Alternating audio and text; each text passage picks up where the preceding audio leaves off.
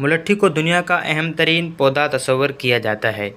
یہ مٹر کے خاندان سے تعلق رکھتا ہے۔ انگریزی میں اسے لیکیورائز، سویٹ ووڈ اور اردو میں اسے ملٹھی کہتے ہیں۔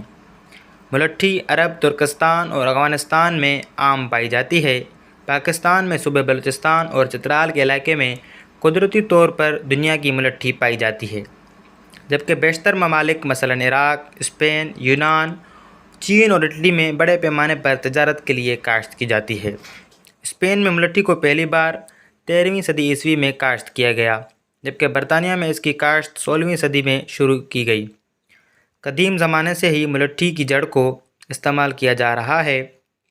روم کی تاریخ سے معلوم ہوتا ہے کہ 4ویں صدی عیسوی میں ملٹھی کو بطور دوا استعمال کیا جاتا تھا اور کہا جاتا تھا کہ اس کی جڑ پیاس کو ختم کرنے میں جادوئی تاثیر رکھتی ہے اور اس کی جڑ چوسنے کے بعد انسان بغیر پانی کے 12 دن تک زندہ رہ سکتا ہے۔ ارسطو بھی ملٹھی کی جڑ کو پیاس کم کرنے اور شوگر میں مفید بیان کرتا ہے۔ قدیم چینی علم ادویہ میں بھی ملٹھی کو پیاس، کھانسی، بخار، درد ذیق النفس میں استعمال کیا جاتا تھا اور اس کا مسلسل استعمال عمر میں اضافے کا باعث سمجھا جاتا تھا۔ ملٹھی پر بہت سے سائنسی تحقیقات کیے گئے ہیں، جس سے اس میں موجود درد ذیل کیمیائی اجزاء دریافت کیے گئے۔ ان میں ایک زرد رنگ کا قلمی صفوف، ایک لیسدار مادہ، شکر انگوری، نشاستہ، فاسفورک، سلفورک اور میلک ایسڈ، ترشے کیلشیم اور میگنیشیم کے نمک اور گلاسیر ایزین شامل ہیں۔ گلاسیر ایزین شکر سے 50 سے 200 گنا زیادہ میٹھا ہوتا ہے۔ ملٹھی اپنی گرم خاصیت کی بنا پر سوداوی امراض مثلاً بواسیر، تپ کہنا اور دمہ خشک میں استعمال کی جاتے ہیں، اور یہ اپنی محلل غشا مخاطی خاصیت کی بدولت دقت بول، تکتیر البول اور سوزاک کی بیماری میں بھی مفید ہے۔ اس کے علاوہ ملٹھی کا استعمال یرقان میں آنکھوں کی زردی ختم کرنے میں مدد دیتا ہے۔ اس کا جوشندہ پینے سے بذریعہ کی بلغم خارج ہوتا ہے اور پھیپھڑوں کی نالیاں صاف ہو جاتی ہیں۔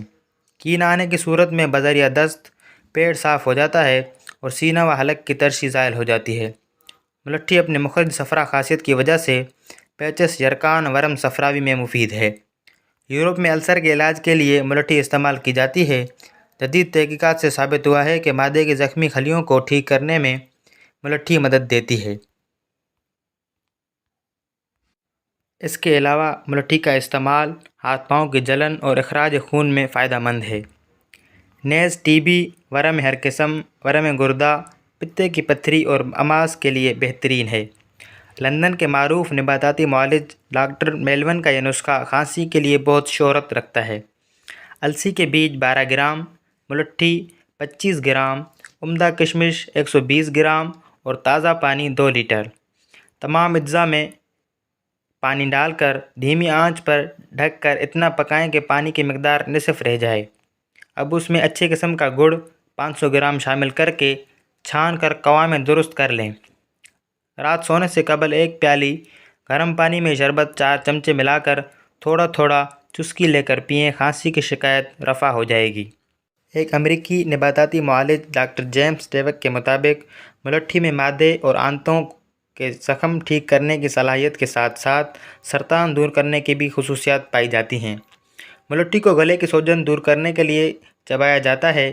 خشک نزلہ یا زبان پر خراش کی صورت میں پانی میں ملٹھی کی جڑ ملا کر غرارے کرنے سے فائدہ ہوتا ہے۔ چونکہ ملٹھی تیزاب سے ہونے والی جلن کو کم کرتی ہے، اس لیے اس کو گیسٹرک ایلسر بھی مفید قرار دیا جاتا ہے۔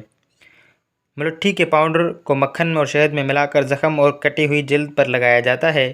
ملٹھی اور سرسوں کے تیل کو ملا کر پیسٹ بنا کر پاؤں یا انگلی کے کسی حصے کے سخت ہو جانے پر لگایا جائے تو فائدہ ہوتا ہے۔ ملٹھی دودھ اور زعفران کا پیسٹ بنا کر گنج پن اور خشکی کا علاج کیا جاتا ہے۔ ملٹھی مختلف ادویاتی سیرپ اور گولیوں میں ذائقہ پیدا کرنے کے لیے استعمال کی جاتی ہے، جبکہ دوران حمل دل اور گردے کی بیماری میں اس کا استعمال غیر موافق قرار دیا جاتا ہے۔ 6 گرام ملٹھی اور 6 گرام سونف ذرا کوٹ کر 370 گرام پانی میں 4-5 جوش دے کر اس قہوے میں دودھ، کھانڈ یا نمک ملا کر صبح و شام پینے سے بھوک زیادہ لگتی ہے، بدن چست رہتا ہے، پیاس دور اور نزلہ زکام کا خطرہ ٹل جانے کے علاوہ دماغ تر و تازہ ہو جاتا ہے۔